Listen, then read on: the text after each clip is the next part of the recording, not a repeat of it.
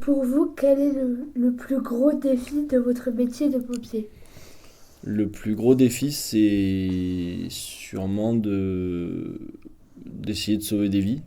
Parce qu'en fait, même si on participe beaucoup à pas empirer les états quand on arrive sur des choses graves, sauver une vie, c'est pas si simple que ça, parce qu'il y a toujours un délai entre le moment où la personne appelle, le moment où on arrive. Donc souvent ça s'est empiré pendant cette période-là, pendant le temps. Donc ouais, le plus gros défi, le plus beau, d'arriver à sauver la vie, même en ayant ce délai d'intervention. Est-ce que vous direz que c'est un métier dangereux? On fait partie des métiers dangereux, donc on peut pas le nier parce que en soi on est apte à rentrer dans du feu s'il y a. Donc on fait partie des métiers dangereux, mais je pense qu'on est assez entraîné et on a du matériel de pointe entre guillemets. Enfin on n'est pas le RAID ou le GIGN, mais on a du matériel de pointe qui font que normalement on prend le moins de risques possible.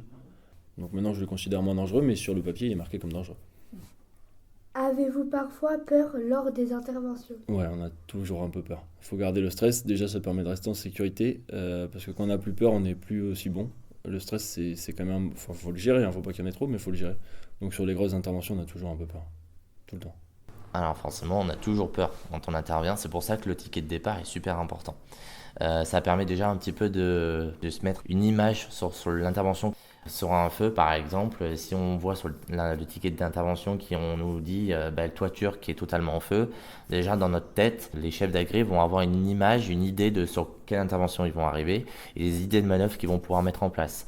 Pareil sur du secourisme, personne inconsciente qui respire, déjà les équipiers vont pouvoir se mettre en tête les techniques de secourisme qu'on va pouvoir mettre en place sur une personne qui est inconsciente qui respire. Après, il y a de la bonne peur, donc c'est ce qui va amener de l'adrénaline pour pouvoir, entre guillemets, nous pousser à faire des gestes et à aller un petit peu de l'avant. Et la mauvaise peur qui, elle, peut nous mettre en danger et du coup, là, c'est pas bon. Cette peur-là, il faut pas l'avoir. Et il faut savoir surtout dire stop, non, je ne peux pas ou je ne veux pas m'engager parce que je me sens pas capable de. Quand on se sent pas en capacité de le faire, on le fait pas. On le dit et on se met de côté et c'est quelqu'un d'autre qui le fera à notre place. Quel est votre meilleur souvenir en tant que pompier? Oh là, moi, les anecdotes, j'en ai un paquet. Après, meilleur souvenir, c'est des choses qu'on voit pas forcément tous les jours. Alors, c'est pas forcément du bon souvenir pour la nature, mais par exemple, j'ai eu la chance de pouvoir partir en renfort dans les feux de forêt dans le sud, sur Perpignan. Et c'est pas chez nous, par exemple, qu'on va pouvoir voir des canadaires ou des avions qui crachent de l'eau pour nous aider sur les pompiers qui sont au sol.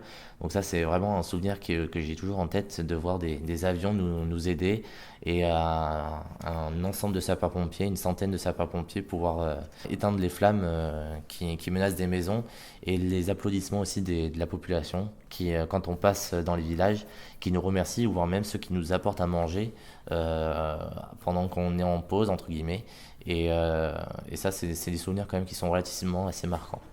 Et après, au sein du département, des interventions où les gens reviennent à la caserne nous dire merci ou des cadeaux qu'ils nous font ou quand on les revoit et qu'on voit que l'état de la victime s'est amélioré et que la personne va nettement mieux, ça, c'est toujours des choses qui sont quand même gratifiantes chez les pompiers de savoir que ce qu'on a fait, en fait, a aidé la population, quoi.